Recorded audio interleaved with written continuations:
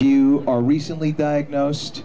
Many of you know somebody who has been diagnosed or who is a survivor, as I know somebody who's a very dear friend of mine who's now 2 years in good health, thank goodness.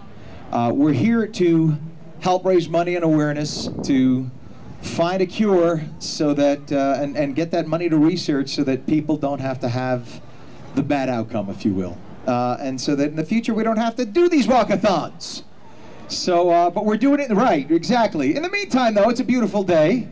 It's nice that we're together, and thank goodness the Lustgarten Foundation is there to make sure that folks in the future won't have to have this worry. But thank goodness somebody here, like the Lustgarten Foundation and the Lustgarten family, who, by the way, where are the Lustgartens? They're here, right? Hello, God bless you. The Lustgartens are here. Yes, they're real people. You know this is named after Mr. Lustgarten. And God bless them and the memory of Mr. Lustgarten and all they've been through. So this is a fantastic organization. When you hear of an organization, once again, an organization that gets 100% of that money to research, which is such a rarity today, this is an organization to hold on to and take care of. Now, ladies and gentlemen, I'd like to bring up Mr. Bob Brown, who is a pancreatic cancer survivor. Your applause for Mr. Bob Brown.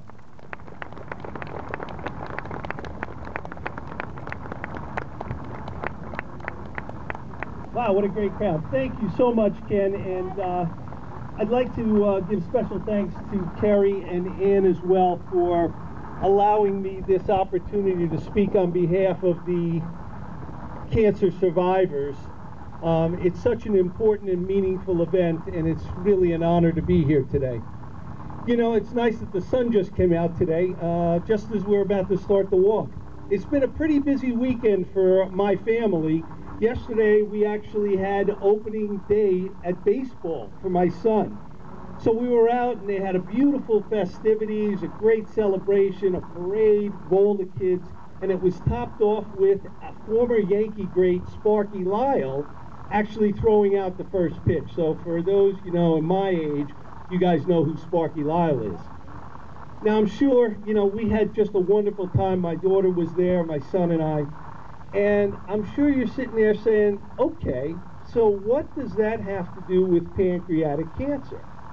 And the fact of the matter is, it has nothing to do with pancreatic cancer, except that I was there to experience it. And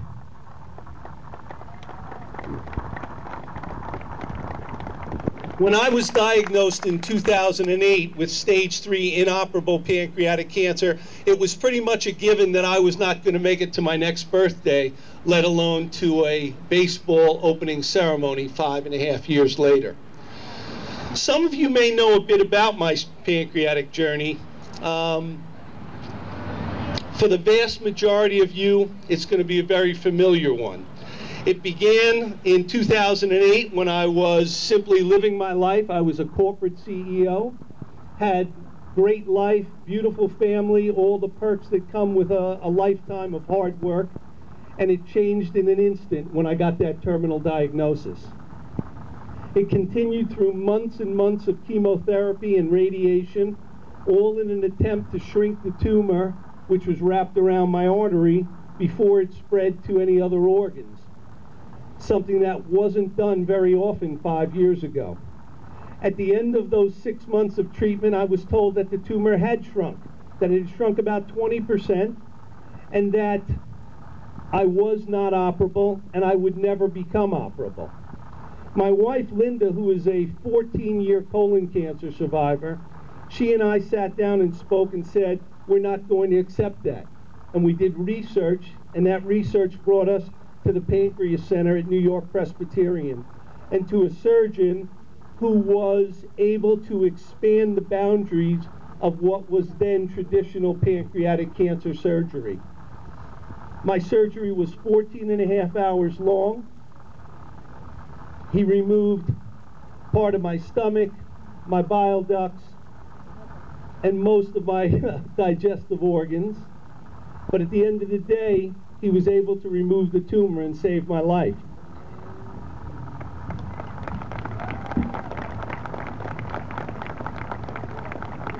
That surgeon's name is Dr. John Chabot, and he is standing right here.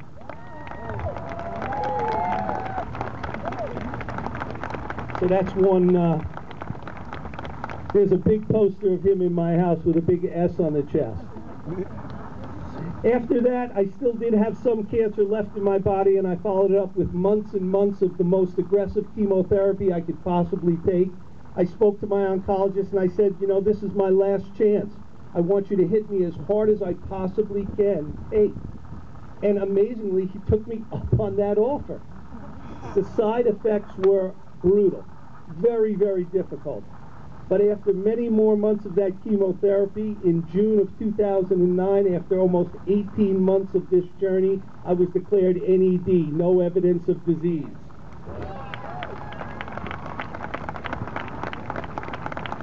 Today, about 5.5 years later, I remain in long-term remission.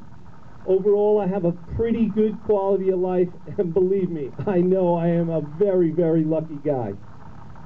More recently, my life has moved on in a lot of crazy, crazy directions. A memoir that I wrote for my children was expanded and last year published as a book. My story has been featured on television and radio and on billboards right here on the West Side Highway for the New York Presbyterian Amazing Things Are Happening Here TV campaign. I've thrown out the first pitch myself at quite a few baseball games.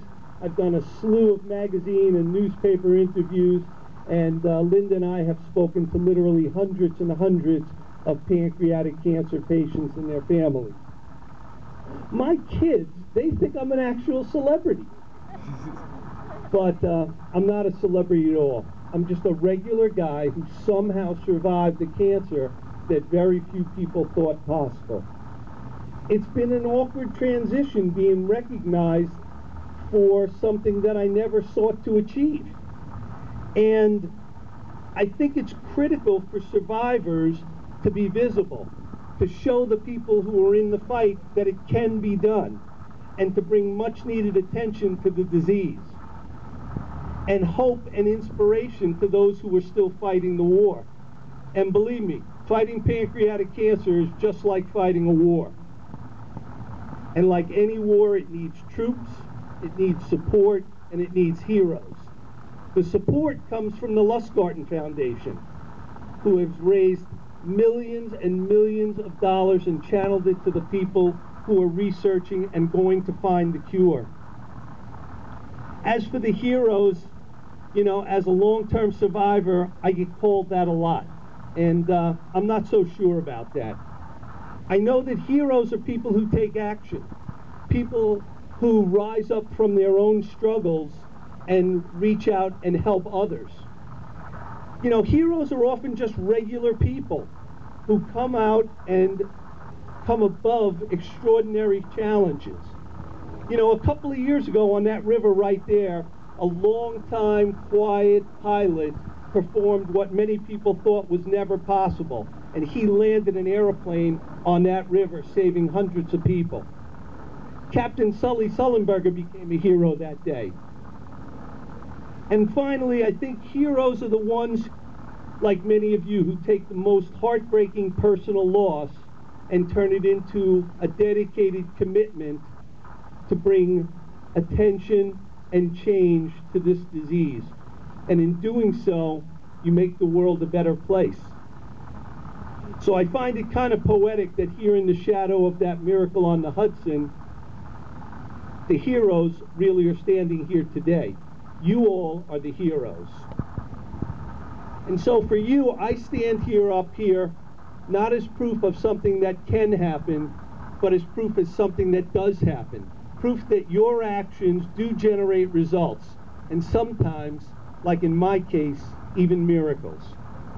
So on behalf of all the patients, families, and yes, survivors who've been helped by the Lustgarten Foundation, I offer my deepest gratitude. And for those in the audience who, like myself, are still in the fight yourselves, I offer you a few words. Survivorship isn't some title you get by reaching a destination or a date and time. Survivorship is the title you get the day you begin the fight. and it stays with you every step of the way. I urge you to wear that title proudly. Don't ever give up the fight. Stay strong, stay a survivor. Thank you very, very much. Another round of applause for Mr. Brown. Bob Brown's book, by the way, The Ride of My Life, and it chronicles the whole story of that you basically heard about here, and all the struggles and the achievements. So good for him. Hey, I want to mention